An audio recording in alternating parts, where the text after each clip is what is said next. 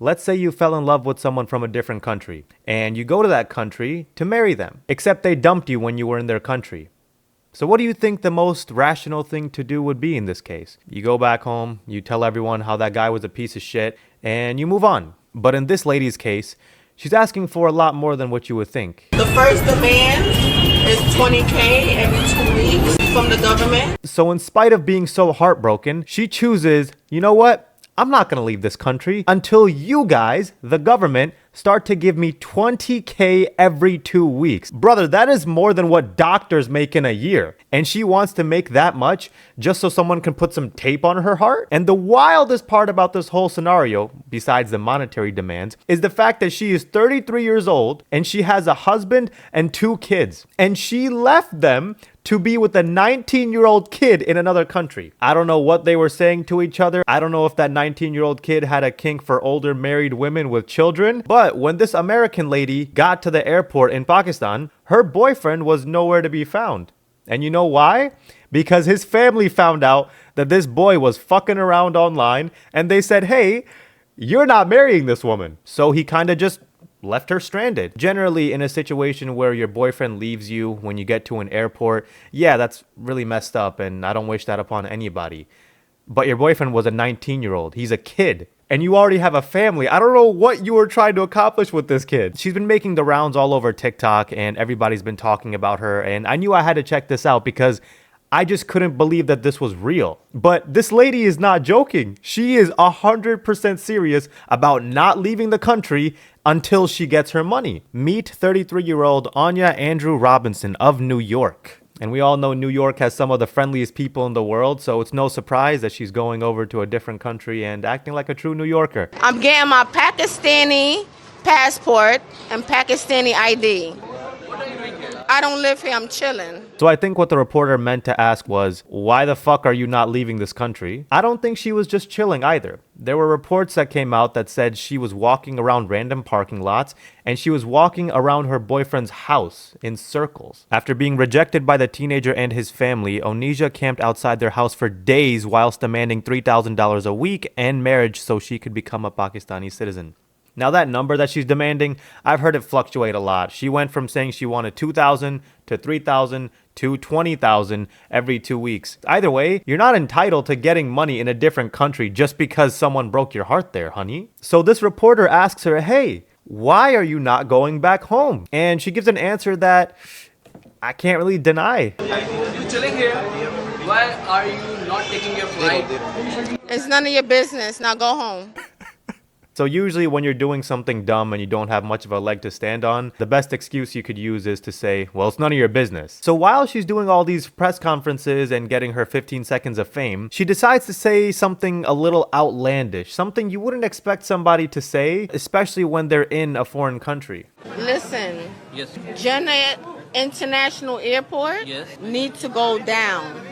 Do you hear me? Once it go down, y'all could get out.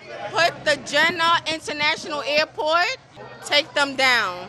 So the same airport that she landed in, apparently it has to go down. I mean, how scary would that be? Imagine if a Pakistani guy came to America, he landed in JFK, and he said, the JFK airport needs to go down.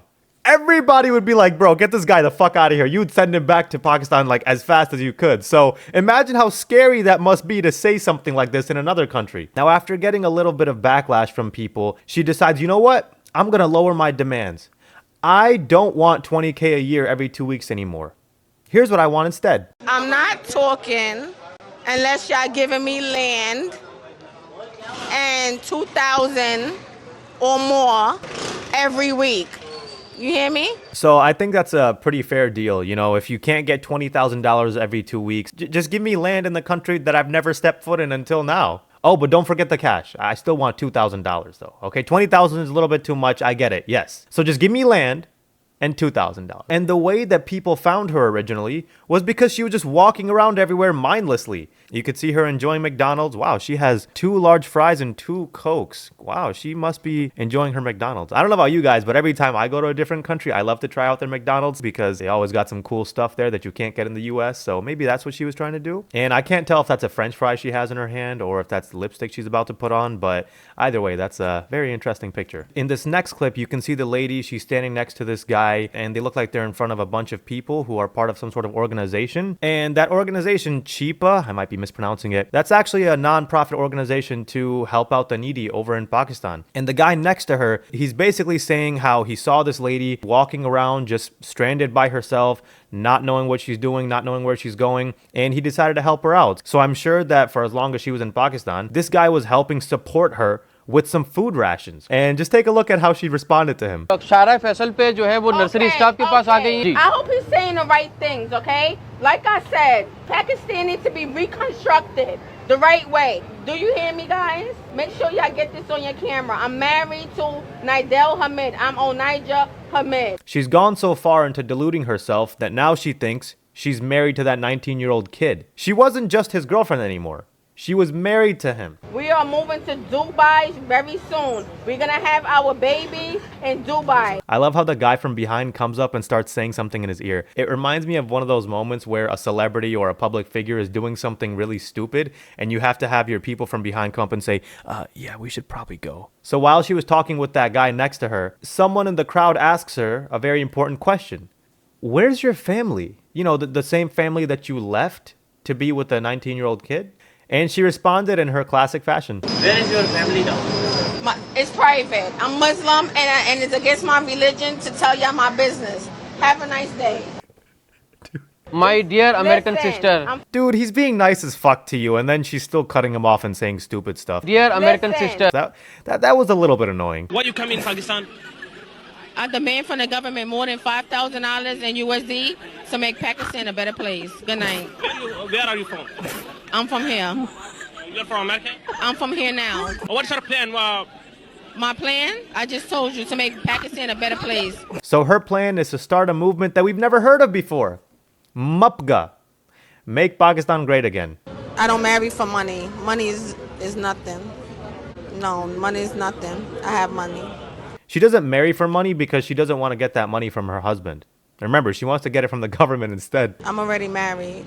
We married in Utah over the online. We don't have kids yet. Now the story has been trending a lot over TikTok, but it's also been breaking the news all over Pakistan. So some news reporters have gone out on the streets and they've asked the people of Pakistan, hey, what do you think of a foreigner coming into your country and saying that your airport needs to be taken down, your country needs to be great again? Oh shit, my bad, I was getting sidetracked with the other things. What would you do if a foreigner comes to your country and then demands that the government give them $20,000 every 2 weeks? अब भाई give and take है, वो कोई दूध की धुली भी नहीं है। आइए तो मेरी डिमांड है $50,000 रख दे, मुझे साथ ले जाए, मैं चला जाऊंगा।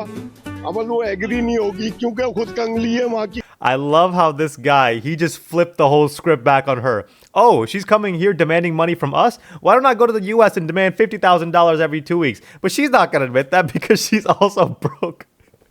Dude, that guy was savage. So some reports have came out saying that she actually has went back to the US or that she's at least in the process of doing so.